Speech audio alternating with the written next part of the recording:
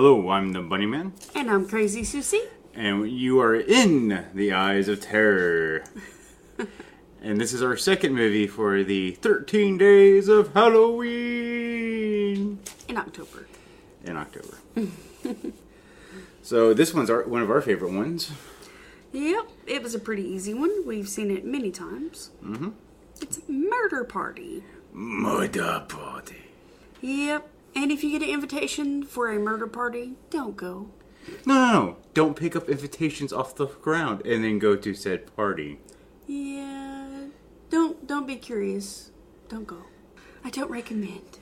And this film came out in 2007, and we actually watched it on our Amazon Prime Shudder account.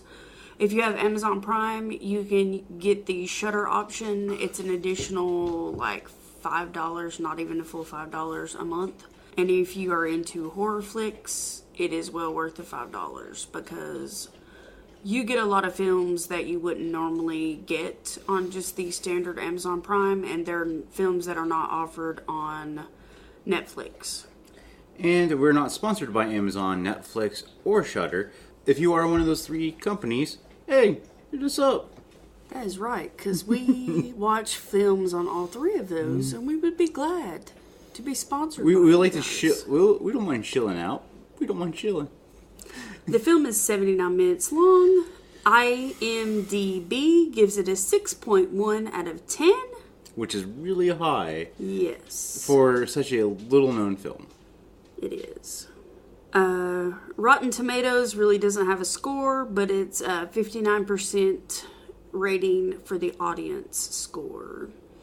Director and writer is Jeremy Saulnier, and it's listed as a comedy, drama, horror film. The cast is interesting because, not that there's a lot of really well-known cast, there isn't, but the cast, a lot of their names is pretty much the same name for the film as their name is. So it's really kind of, I'm sure it was really easy for the cast to know who was who. But it doesn't take away anything from the film. No.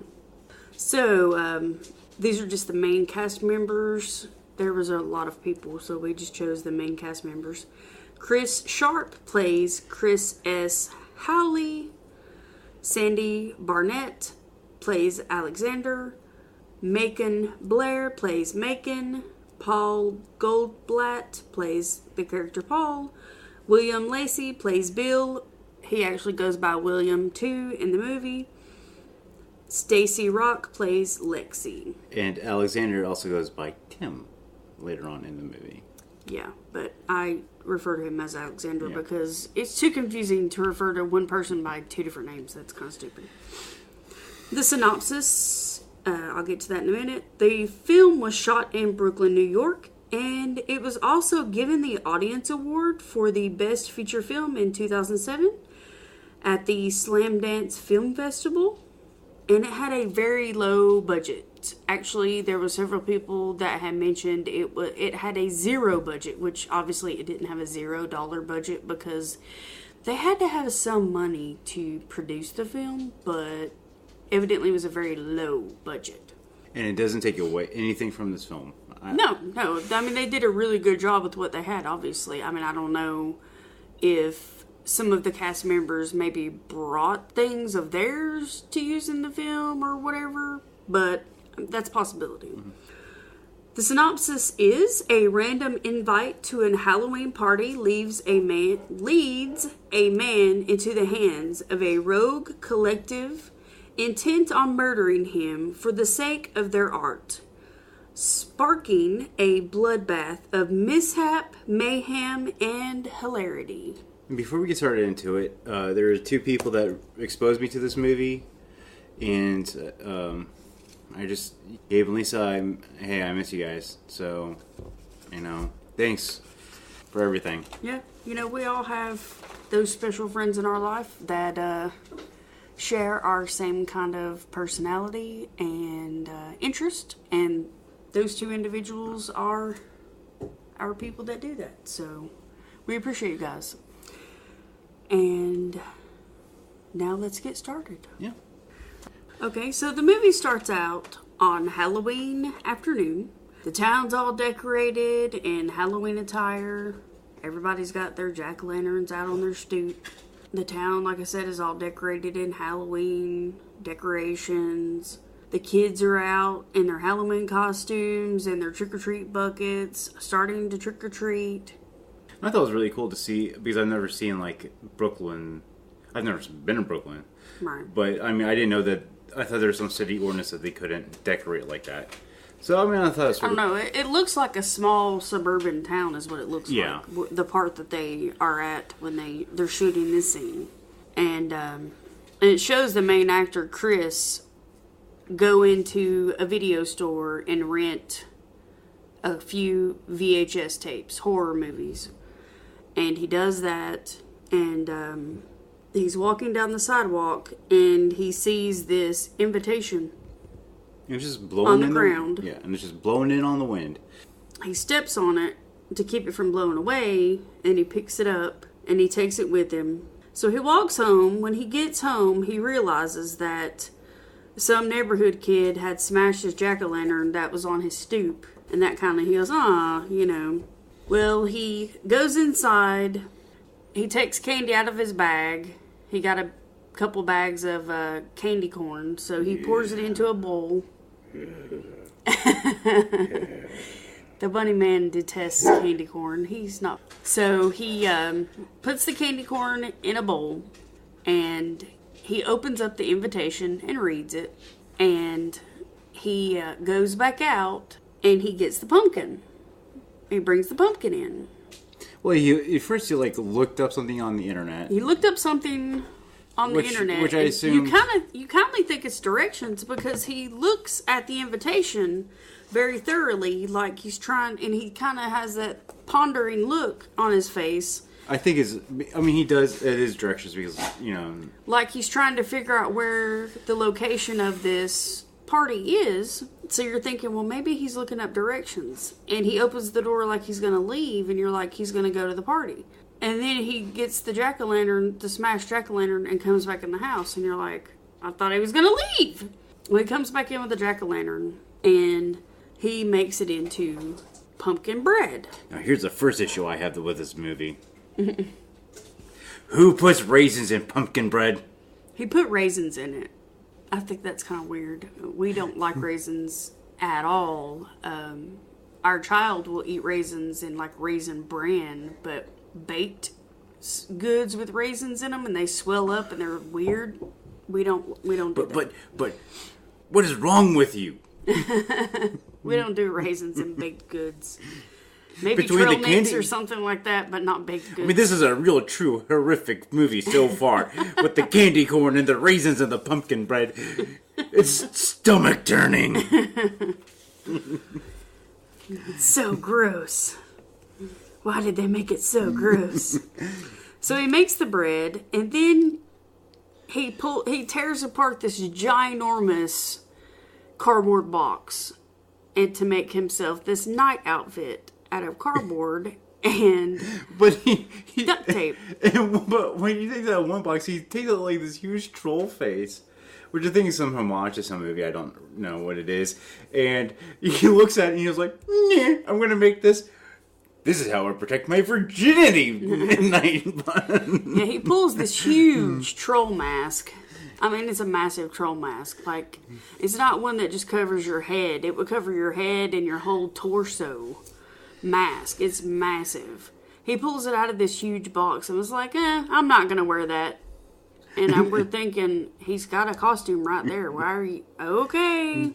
So he spends all this time making armor for his arms, legs, torso, a helmet, a sword, a sheath for his sword. We're like, dude, why did you not just wear the freaking mask? I mean, is it that necessary to protect your virginity? I mean, seriously. It's just, he's not getting any of the women in that one. So he looks at the invitation again and plots directions and prints them out. Prints the directions out on his printer so he would have them. And he leaves a little note on the bowl, I guess, telling trick-or-treaters, help yourself to the candy, because he sits it outside on Not the just table. any candy. Candy corn. On the stoop. He talks to his goofy cat.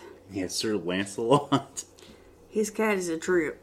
Anytime he tells his cat to get out of his chair because he wants to sit down, that cat just gives him a go-to-hell look. It was like, this is my chair. Get your own chair. That's why I actually went to the party, because the cat wouldn't get out of his chair. That cat knows who's boss. Yep, but most cats do. And dogs, in our case. So he gets his bread, he puts the candy out on the stoop, and he heads to the party. He walks for quite a while until he comes to an area that really looks like it's just a bunch of abandoned buildings. Well, he's on a train, and he was on the subway. Mm-hmm. I thought that was hilarious, because you see him, he's just like this frightened look on the subway, and this guy's just like just rapping at him, and he's just like, leave me alone. It's quite hilarious.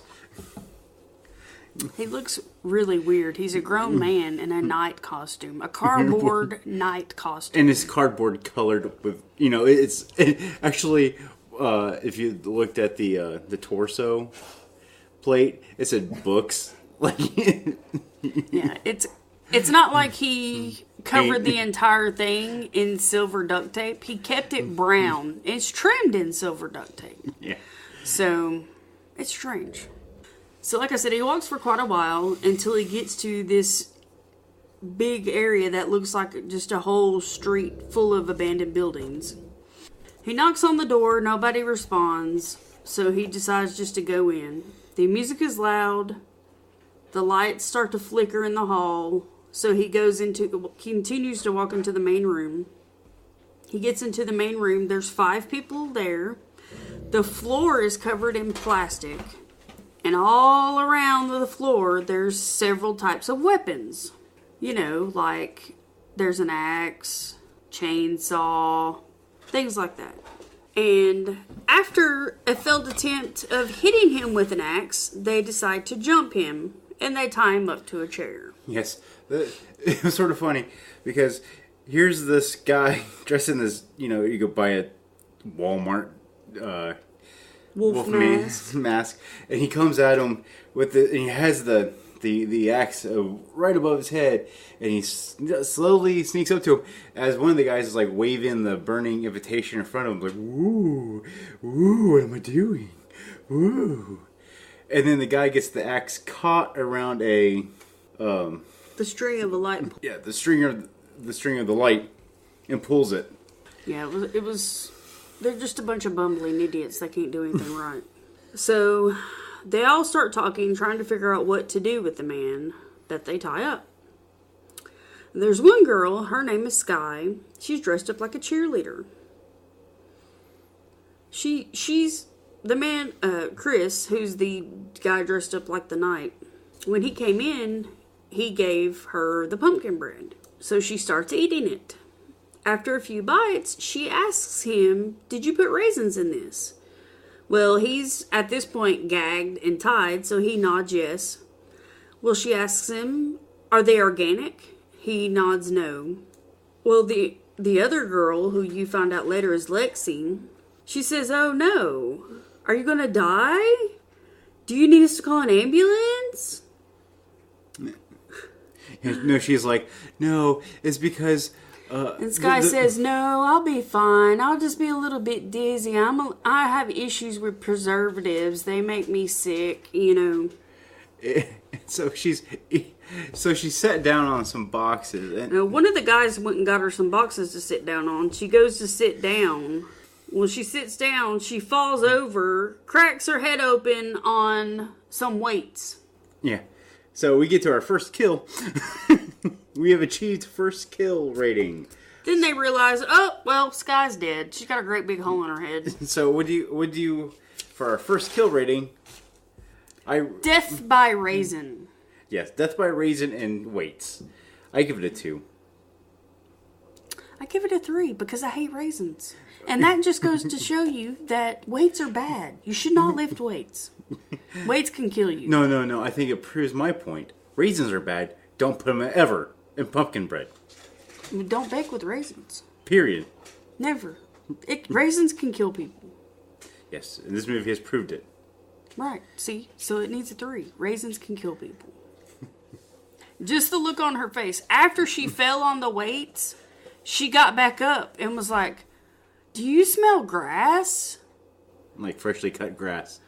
It smells funny in here. And then she fell back over dead. Yeah, I think why... That was the funny part. Yeah. And then everybody just sat there and looked at each other like, what the hell just happened? The rating for me is not that, because I think it portrays death better. She killed herself. Nobody did anything. No, but what I'm saying, like, I think is a lot of these, as we'll see, I think it really betrays how you react to being, hit or whatever. You know what I'm trying to say? Like, if you knock yourself out in the temple, you're not going to insta-die. You're going to be like, what the... And then keel over. So, all right. So, they decide to wrap her up in the plastic on the floor. So, they move all the weapons off the plastic. They move Chris off the plastic. They wrap her up in the plastic. And then they put her in a deep freezer, a chest freezer that's there in the warehouse. And I'm thinking, like, the warehouse is just full of junk. I think it's just like a dumping ground. A storage or some dumping facility. Like, just where everybody knows is abandoned and they just shove crap in there. I don't know. Because deep freeze. Yeah. So, one of the guys, his name is Nick. He goes berserk. He kind of freaks out. And he blames Chris for this. So he gets this big bottle of acidic acid, and he throws it in Chris's face. And he's just pouring on it. Douses it all over him. And he's going, just die! Just, and then he's just going insane. And then he backs off and he starts apologizing. Say, I'm sorry. And... Well, Lexi was smart enough to look it up and realized acidic acid was just vinegar. Yeah, well, everybody was like, does that smell like vinegar? It's like, what smells like vinegar? Yeah, so you learn something new every day.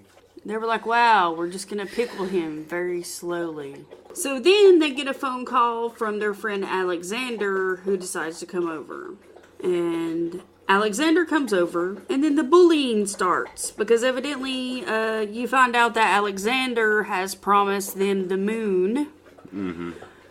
Has promised them that if they continue to produce art for him, that he will give them money, make sure that they get art installations.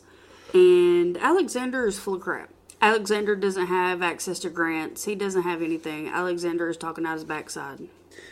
But, I mean, he tells the photographer guy to start... Paul. He walks in there and he's like, Paul, what are you? Like... And he goes, I'm a vampire. And he's like, where did you get your fangs? And he's like, take out your fangs. And he's like, take off your vampire, Take coat. off your coat. Take off your vest. He basically ordered Paul to take his entire costume off because Alexander came dressed as a vampire and he didn't want to have to compete with Paul. Because Paul's costume was far superior. Yes. To what Alexander's was. Yes, it was. I mean, Alexander's looks like he went to Kmart on closeout day and bought, Bought a gangster suit and put a pendant on it. Yeah. And even the fangs were the 95-cent plastic fang. He didn't have fangs. Yeah, he did. I don't remember seeing fangs. Okay, so, yeah. So he had a set of those plastic fangs that you get for like 95 cents that you just put them in there and you're not allowed to talk or eat or breathe. It's like a tooth guard, Usually when we were kids we were made out of wax. So Alexander has a henchman with him. He calls him his drug dealer. So he got the henchman to take Chris's wallet. And he asks everyone what their plans are for the hostage. They explain one by one what they will do to the hostage in the name of art. Chop him up, burn him, throw him in the front of a train, make them into a mixed media. Okay, so you can tell these guys are hack artists to begin with, because one guy's idea was, we're going to make them into a... It's not a mosaic, it's a... with the paper stuff. You know, when you take pieces of paper and you make a sculpture out of it. It starts with an M. Every third grader knows how to do it. Well, I just explained it, so you tell me. And he's like, or we could just, staple a waffle on his face and throw him out in front of the L train. And it's just like, okay, dude. Because now stapling waffles to people's faces is art. It's just, and then you had other ones where, like, photograph, and then one of Lexi, who's dressed as the pleasure android from Blade Runner, she wants to film him, and she shows this very abstract video of her pouring hot dogs on a grill in a bikini suit in a bathtub. They're all goofy. And she's like, oh, it's so perfect. It's like, I'm so good. Mm-hmm. Sure. Alexander says, we will wait until the witching hour and we will all stab him. Yeah, all of us. All at once. Okay, so then they decide, what are we going to eat? We need to eat. We're all going to be hungry before the witching hour gets here. What are we going to eat? And then, of course, they're like Chinese, pizza. So while they're all discussing what are they going to eat, they look over, and he's gone. Yeah, Chris just... Chair's empty. Yeah. He's out of there. And he's running through the warehouse, and one of my favorite scenes with him, just because it's so goofy but so realistic, is when he locks himself into that supply closet, and he grabs a whole bunch of stuff, puts it in his arms, and you're like, okay, what are you going to do with it? He opens it up. He opens up the door, runs out, throws the stuff at them, and takes off running. And no, he not just takes off running. He fakes left, he fakes right, he goes. and they're just like... Well, they catch him, yeah, and they tie him back up, this time with chains instead of rope. So they order a pizza and a cake, like a birthday cake. Alexander has everyone take the truth serum via injection. He called it extreme truth or dare. Mm-hmm. They start cracking jokes, and they decide to inject Chris, the hostage, because he cracked a joke, and they found it humorous. For a while, they just stared at each other. Well, one guy devoted Wolfie, or whatever his name is. The werewolf is Nick. Yeah, Nick. He declared his undying love in the creepiest way humanly possible to Lexi. Yeah, he's obsessed with Lexi. Yeah, and Lexi shows that she is flat as a prepubescent boy. Yeah, she has those, like, gel inserts in her bra, and she pulled one out and showed it to him. And Wolfman pulls out a ice cream stick from, like, 3 years ago when they hung out together. And she ate ice cream, and he saved the stick. That's not creepy. In a bag, and he pulls it out, and he's like, I love you. It's just... Yeah. So, Chris passes out while everyone is talking. They decide to do drugs. And Alexander and Paul have sex.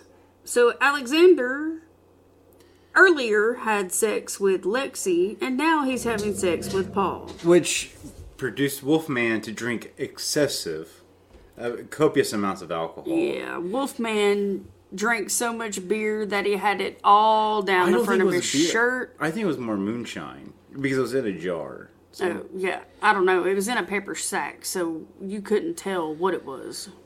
Yeah. But it was alcohol, and he had it.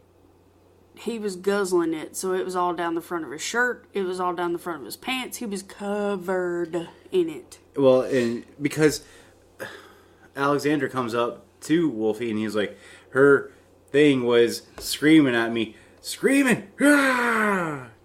Because they were just doing cocaine the entire... Like, It was just... So during this time, William is painting while the others act crazy. Alexander asks William to go check on his dog. So while he's outside, he's having this random conversation with the dog. They left the dog outside. Because, well, Bill felt insecure. He asked, what did they say behind his back? Because he knows, and then they said that they're going to kick him out of the collective. Because he's too good. Yeah. They make them insecure. Yeah. And so I think it's more a projection on the dog. But and the dog comes in with Alexander, but Alexi says that she's allergic, so they chain the dog outside because the dog is trying to get to the dead body in the deep freeze. But Alexander gets them, each of them to take turns going out and checking on the dog. Mm-hmm. So he has William go out and check on the dog. And while he's out checking on the dog, Alexander makes fun of William's painting. William comes back in and he hears this. So he asks, can we get on with the murder? Alexander sends his drug dealer to get out for a bag of crank. And then Alexander starts quoting Poe. Then there's a knock at the door. Everybody freaks out when there's a knock at the door because they don't expect anybody. Well, only one person does. But he reads the entirety of The Raven. Yeah. And he's not quoting, he's reading. He's like, let's do this before the murder begins. You're just cliche. Mm-mm. So, it's Paul's assistant at the door. Alexander is not happy for the outsider to be there. The Wolfman, Nick, goes outside to smoke. And because he is covered in booze, when he lights the cigarette, he ignites himself. Yeah. Because he's not just drinking it; he's like pouring it over the mask and like spitting it and just dousing himself. And what I'm assuming is pretty much like ethanol grade, just hard liquor. He sets himself on fire.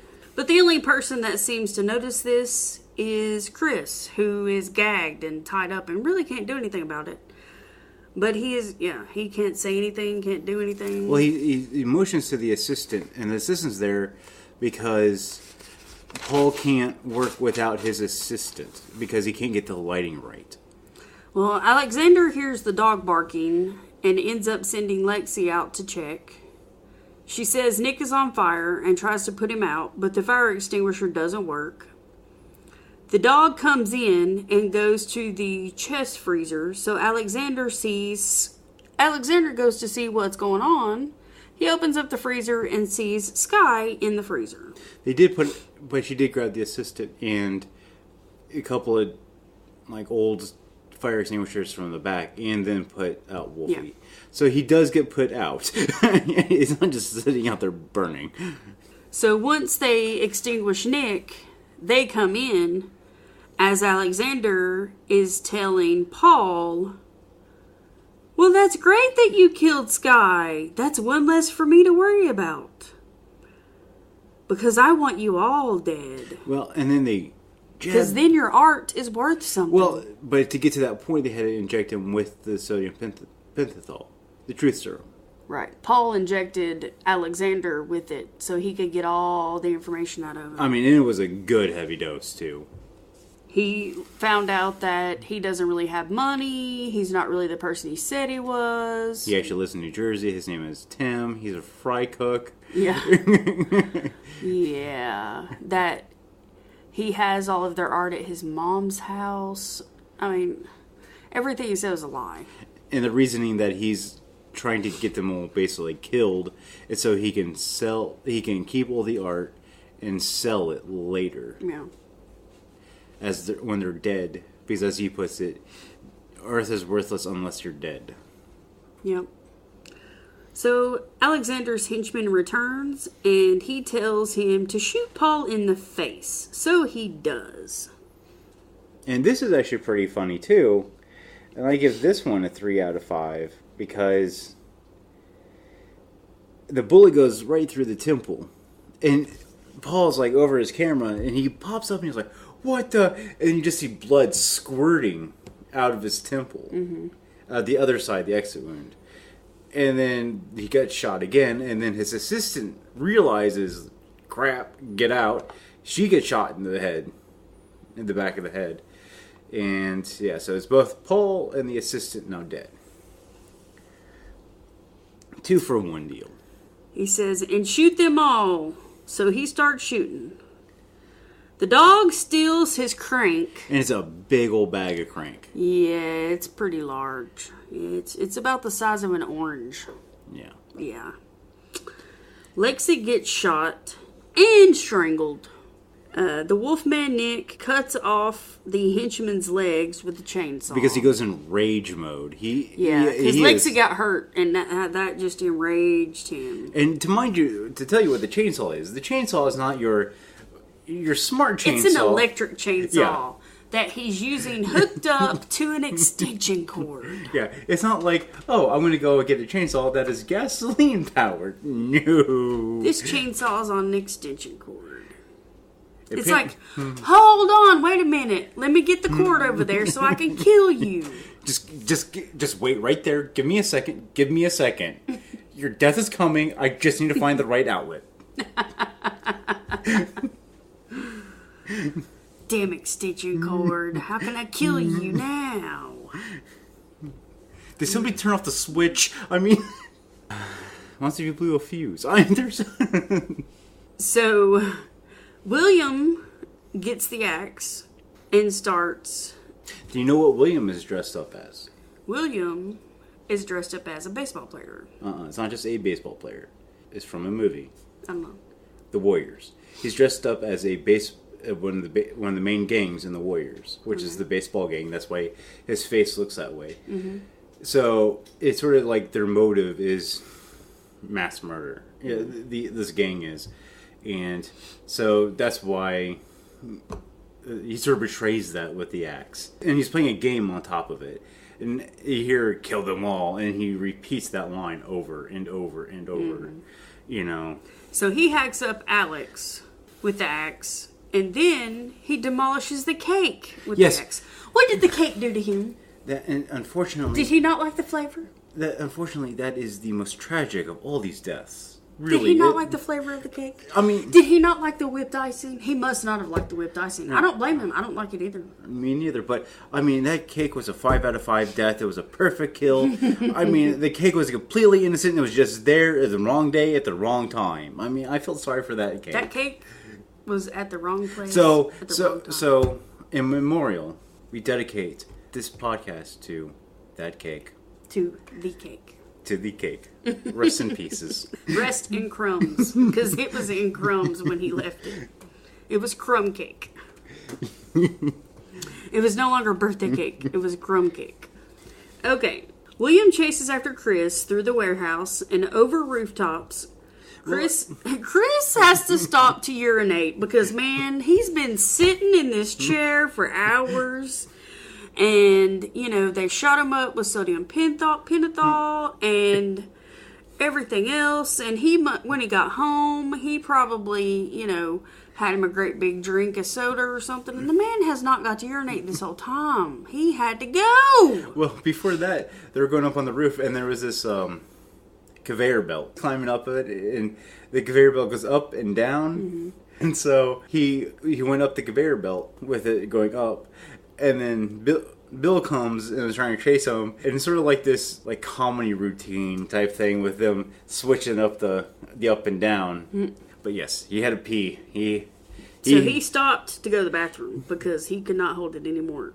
And just a couple minutes after he stopped to go pee, here comes William on the roof. And he's like, dang it. And they make eye contact. Gotta shut it off. Gotta shut it off. Gotta shut it off. And I hear it's really not easy for men to do that. So kudos to him. He shut the pee off. I would just pissing. Just pissing in the wind. I don't care. It feels so good. Nick follows them with his face horribly burned, chainsaw with extension cord in hand. Yeah, and I mean, this look is actually pretty cool. Don't do it, obviously, but it is. The mask is melted onto his face. He ripped it off.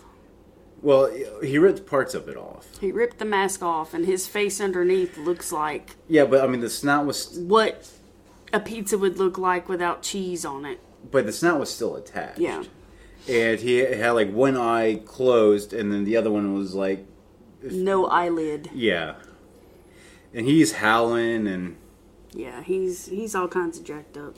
So Chris tries to hide under the awning of a rooftop. From one roof, how it connects to the other roof, the little dip there.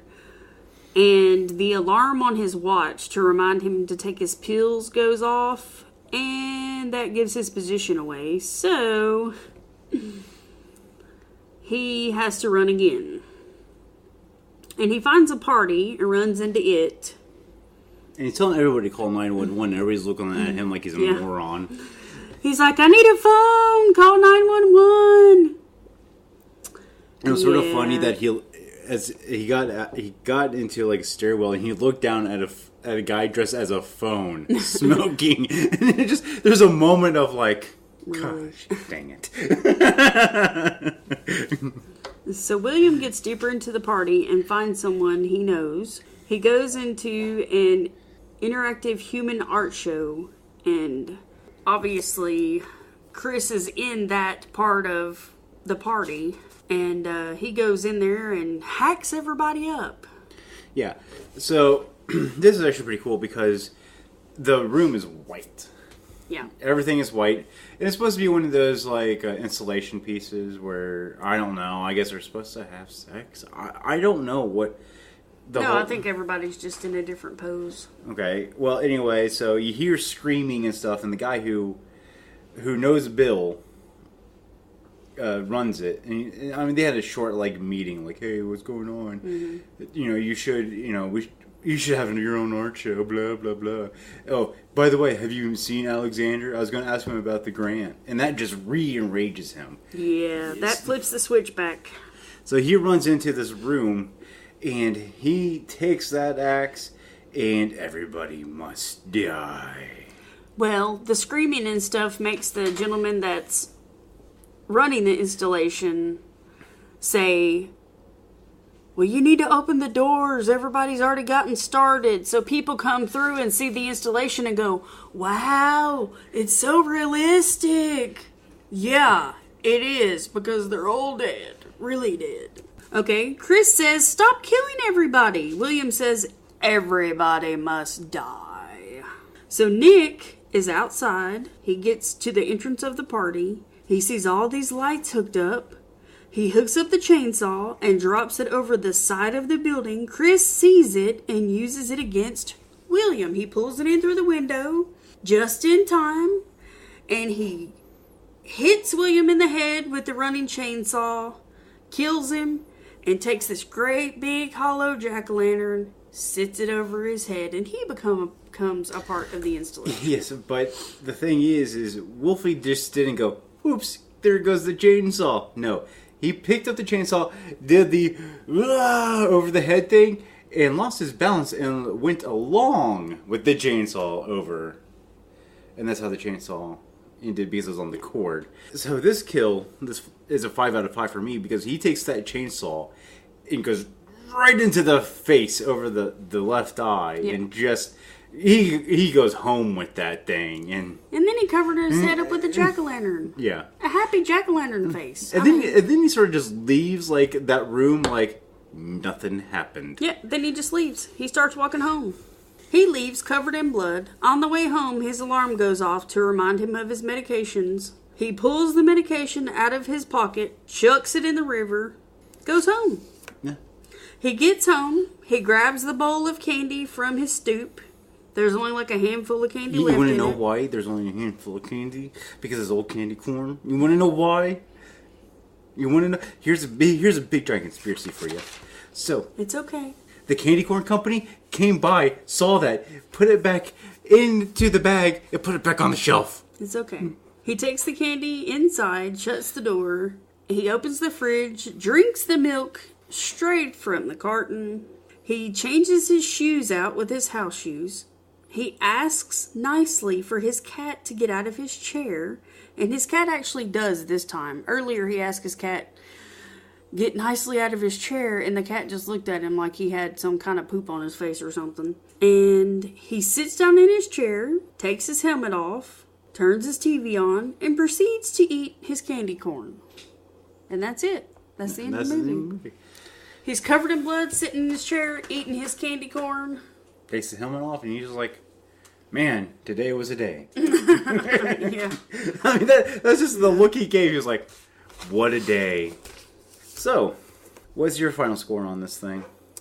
Well, I give it a 4 out of 5. I give it a 5 out of 5. You want to explain why you give it a 4 out of 5? Well, because nothing's perfect. I consider this one to be the closest to a perfect movie I've ever seen. Okay, it has no plot holes. You sort of know what everybody does. It all fleshes out through the movie. Mm-hmm.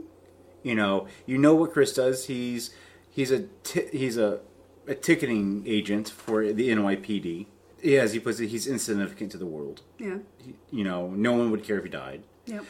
There's a lot of self-awareness in it. There's no, like, Mary Sue's or anything. And one reason why I give it a 5 out of 5 is because I think if people would gather, anybody that is just any sort of incompetent would do a murder party like this, like these type of people, it would end up the exact same way. Just incompetence ensues. And so they would kill themselves out of stupidity instead of killing the actual person. It doesn't make sense to me that they would do all this preparation and not have a plan. But it's the same old thing. It's like they could think about it every day. In their heads, it made sense. This would happen, and this would happen, and this would happen, and nothing worked out. And from what I understand, I mean, you got to think, the one chick, she's addicted to cocaine. The other guy is a freaking alcoholic all the time. One guy, Bill, he's smoking pot all the time. They're not the smartest people. They're hacks at best. So they probably thought about it. They're probably like, this is what we're going to do, because they watched a whole bunch of movies. So basically it all amounts to the fact that Alexander wanted them to do this so he would have an excuse to kill them. Yeah, basically. In some way. And I don't even think Alexander had a exact plan either. Or he thought they would be dumb enough to actually kill themselves. But I think that's giving a lot of credit to him, who's like King Dumbo. I mean, he's not the smartest of them either. So, I mean, but I think that's why he brought Zyko, which is his henchman, and the gun. Because he played the gun off, like, oh, this is part of his costume. So I think he meant to use Zyko, the drug dealer, to kill them. That's his only roundabout way of doing it. But, I mean... he's the one that wanted to do it, to put it in motion, so... Yeah. Everybody would get killed, so he would have their art to sell. Mm-hmm. Okay, so the only two things that sort of I want to know more about is what drug was he taking, Chris? What pills were he taking? I'm thinking that sort of he was nervous or something like that, so he took nervous pills that calmed his nerves. Because he seemed like the loner, like the person that would rather stay inside. But you wouldn't take those at certain times. You would take those for like Valium or something like that. You would take those when you had those feelings. You wouldn't take those at regimented times. Okay, so we don't know what pills they were, and then the other thing is I want to see the picture that Bill was painting. Those are the only two things I really wanted to see out of that movie. I was curious about the picture myself because we saw everybody else's artwork for the most part. I don't think they showed anybody's artwork. They showed Lexi's. The film. Yeah. It was awful. But I mean, you sort of just like generally. I don't think the Wolfman had any art. To be honest, I think he was just there for Lexi, just calling himself an artist. Yeah. And then we know that one guy was a photographer, but he's probably just your atypical like photographer because he had to have an assistant to do anything. The assistant knew more about lighting than he did. Yeah. So and it's quite possible Bill was the only one that would be an artist. And that's why because I've been around other artists. I went to art school. The people who are the worst critiquists are the people who can't do anything. So... Well, that is Murder Party. Definitely watch this one. This definitely, once it comes out on Blu-ray, which I think, or whenever we get the money to buy it for Blu-ray, this is definitely one that will go into our collection. I mean, this is We've already watched it many, many times. I think we've watched it every year to get into the Halloween spirit. This is one of our lineup movies. We didn't have to watch it twice in order to take notes because we've already watched it so many times. So, and it's a great low-budget film. Yeah, it really is. You can't tell that it's a low-budget film. I don't think. But here's the thing. I think it worked as a low budget film. I think if they actually had a budget, it would not be as good. Maybe not. So, all right. Well, thank you guys for watching. So, on to next part 3. Yep, this is 2 of the 13 Nights of Halloween. We are working on the illustrations. There's been sort of a hiccup with that one, but they will come out as soon as possible. So, yeah, stay tuned about those. These are going to be good, hopefully. Yep. So, all right, we'll catch you tomorrow. Bye.